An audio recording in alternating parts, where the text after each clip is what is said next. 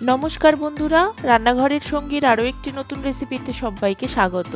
আজ আমি চিকেনের একদম নতুনত্ব একটা রেসিপি আপনাদের সাথে শেয়ার করব।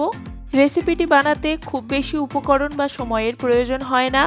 রেসিপিটি খেতেও ভীষণ সুস্বাদু। আজকের রেসিপিটি হলো ক্রিমি হান্ডি চিকেন। কোনো রকম ঝুট ঝামেলা ছাড়া ক্রিমি হান্ডি চিকেন কিভাবে বানানো যায় সেটাই আপনাদের সাথে শেয়ার করব। তাহলে চলুন রেসিপিটি স্টার্ট করে নেওয়া যাক।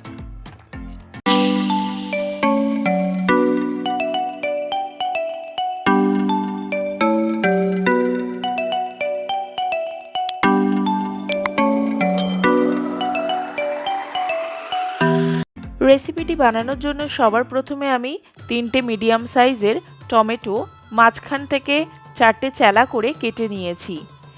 টমেটোগুলোকে ফুটন্ত জলের মধ্যে দিয়ে 2 থেকে 3 মিনিটের জন্য টমেটোগুলোকে ঢাকনা চাপা দিয়ে সিদ্ধ করে নেব। টমেটোগুলো বেশি সিদ্ধ করার দরকার নেই। 2 থেকে 3 মিনিট সিদ্ধ করলেই টমেটোগুলোর গা থেকে খোসাটা অনায়াসে ছাড়ানো যাবে। দেখুন কত সহজে এর গা থেকে খোসাটা ছাড়িয়ে নেওয়া যাচ্ছে। টমেটোর গা থেকে খোসাটা ছাড়িয়ে নিয়ে ভালোভাবে ঠান্ডা করে এর একটা মিহি পেস্ট বানিয়ে নেব। এরপর একটা কড়াই গরম করে তাতে পরিমাণ মতন তেল দিয়ে নিচ্ছি। এরপর 4টে মিডিয়াম সাইজের পেঁয়াজ স্লাইস করে কেটে নিয়ে তেলের মধ্যে দিয়ে দিলাম। পেঁয়াজটাকে আমি বেরেস্তা করে ভেজে নেব। তার জন্য একটু তেলটা বেশি পরিমাণে দিয়েছি আর গ্যাসের আঁচটাকে মিডিয়ামে রেখে অনবরত নাড়াচাড়া করে ভেজে নিচ্ছি। 3 থেকে 4 মিনিট ভাজা করার পর পেঁয়াজটা গোল্ডেন কালার হয়ে গেছে। এর থেকে বেশি ভাজবো না। এবারে একটা টিস্যু পেপারে আমি তুলে নিচ্ছি যাতে এর থেকে অতিরিক্ত তেল বেরিয়ে যায়। এবারে ওই একই তেলে 250 গ্রাম মতন বোনলেস চিকেন নিয়েছি। চিকেনটাকে আমি 2 থেকে 3 মিনিট মিডিয়াম আঁচে তেলের মধ্যে নাড়াচাড়া করে হালকা ফ্রাই করে নেব। চিকেনটা অতিরিক্ত ফ্রাই করা যাবে না, তাহলে এর থেকে ময়েশ্চার বেরিয়ে যাবে আর চিকেনটা বেশি হার্ড হয়ে যাবে বা ছিবড়ে হয়ে যাবে। 2 থেকে 3 মিনিট ভাজা করে নিয়ে আমি চিকেনটাকেও তেল থেকে তুলে নিচ্ছি। এবারে ওই একই তেলে আমি 2 টেবিল স্পুন মতন আদা রসুনের পেস্ট দিয়ে দিলাম। আদা রসুনের পেস্ট তেলের মধ্যে কিছুক্ষণ নাড়াচাড়া করে এর কাঁচা গন্ধটা চলে গেলে এর মধ্যে দিয়ে দেব আগে থেকে বানিয়ে রাখা টমেটো পিউরে বা টমেটোর পেস্ট। সমস্তটা একবার তেলের মধ্যে ভালোভাবে মিশিয়ে নেব। আর এই সময় গ্যাসের আঁচটাকে মিডিয়ামে রাখতে হবে, না হলে তলায় লেগে যেতে পারে। এই ফাঁকে আমি একটা মশলা বানিয়ে নেব। তার জন্য 1 টেবিল স্পুন গোটা ধনে আর 1 টেবিল স্পুন গোটা জিরে 2 থেকে 3 মিনিট মিডিয়াম আঁচে ভাজা করে নেব। ভালোভাবে ভাজা হয়ে গেলে এটাকে আমি একটা ছোট হামনদিস্তার মধ্যে তুলে নিচ্ছি। আর ভালোভাবে ঠান্ডা হয়ে গেলে এটাকে আমি গুঁড়ো করে নেব। ভালোভাবে ফাইন করে গুঁড়ো করব না, একটু দানা দানাভাবে গুঁড়ো করে নেব। অন্যদিকে টমেটোটা আমার অনেকটা কষিয়ে এসেছে। এতে আমি অ্যাড করব জিরে ও ধনের গুঁড়ো 1 টিস্পুন, 1 টিস্পুন লঙ্কার গুঁড়ো, হাফ টিস্পুন হলুদ গুঁড়ো, পরিমাণ মতন লবণ, 1 টিস্পুন চিনি, 1 টেবিল স্পুন ফ্যাটানো টক দই দিয়ে সমস্ত উপকরণ ভালো করে মিশিয়ে নেব।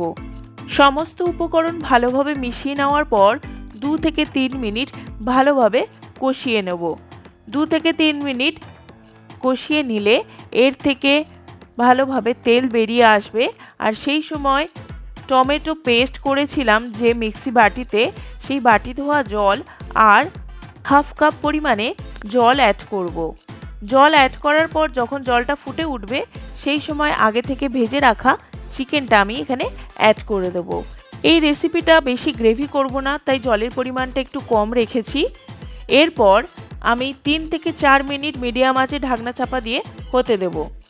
3 থেকে 4 মিনিট পর ঢাকনা খুলে নেব আর আগে থেকে ভেজে রাখা বেরেস্তাকে একটু হাত দিয়ে মেখে এর মধ্যে ছড়িয়ে দেব। আমি এই রেসিপিতে পেঁয়াজ বেরেস্তা ছাড়া পেঁয়াজকে অন্যভাবে আমি ব্যবহার করিনি। এরপর সমস্ত উপকরণ ভালোভাবে মিশিয়ে নিচ্ছি। সব কিছু ভালোভাবে মেশানোর পর আবারও 3 থেকে 4 মিনিটের জন্য মিডিয়াম আঁচে ঢাকনা চাপা দিয়ে হতে দেব। 3 থেকে 4 মিনিট পর ঢাকনা খুলে নিচ্ছি। দেখুন আমার কত সুন্দর একটা গ্রেভি এসেছে আর কালারটাও কত সুন্দর এসেছে। এই সময় আমি 4টে কাঁচা লঙ্কা চিড়ে দিলাম আর কিছুটা পরিমাণ ধনেপাতা ছড়িয়ে দিলাম। আর দিলাম 2 টেবিল স্পুন মতন ফ্রেশ ক্রিম। ফ্রেশ ক্রিমটা অবশ্যই ব্যবহার করতে হবে, আপনাদের কাছে না থাকলে ফ্রেশ দুধের সর ব্যবহার করতে পারেন। সব কিছু আবারও ভালোভাবে মিশিয়ে নিয়ে 2 থেকে 3 মিনিটের জন্য ঢাকনা চাপা দিয়ে স্ট্যান্ডিং টাইম দিয়ে নেব গ্যাসের আঁচটাকে বন্ধ করে। 2 থেকে 3 মিনিট পর দেখুন আমার ক্রিমি হান্ডি চিকেন একদম তৈরি। অনবদ্য স্বাদের এই ক্রিমি হান্ডি চিকেন আপনারা অবশ্যই একবার ট্রাই করুন। যে খাবে আপনার প্রশংসা না করে থাকতেই পারবে না। এই রেসিপিটা লুচি, রুটি, পরোটা অথবা ফ্রাইড রাইস, পোলাওয়ের সাথে সার্ভ করতে পারেন। চিকেনের এই নতুনত্ব রেসিপিটি আপনাদের কেমন লাগলো তা কমেন্টের সাহায্যে জানাবেন। যদি ভালো লেগে থাকে একটা লাইক শেয়ার করতে একদম ভুলবেন না। আর আমার চ্যানেলে যদি নতুন অতিথি হয়ে থাকেন চ্যানেলটিকে সাবস্ক্রাইব করে নেওয়ার অনুরোধ রইল। পাশে থাকা বেল আইকনটি প্রেস করে দেবেন যাতে আমার ভিডিও নোটিফিকেশন সবার আগে আপনার কাছে পৌঁছায়। সবাইকে ধন্যবাদ।